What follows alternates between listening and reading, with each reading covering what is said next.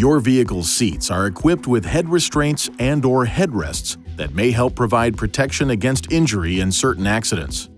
Head restraints and/or headrests may be integrated, adjustable, or non-adjustable.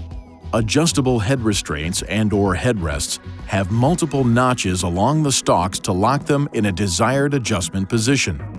Non-adjustable head restraints and/or headrests have a single locking notch to secure them to the seat frame.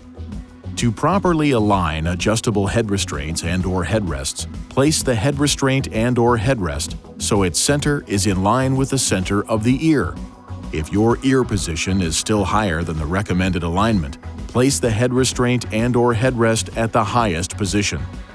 To raise the head restraint and/or headrest, pull up. To lower, press and hold the lock knob while pushing the head restraint and/or headrest down.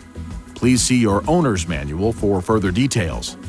If the head restraint and/or headrest has been removed, ensure that it is reinstalled and locked in place before riding in that designated seating position.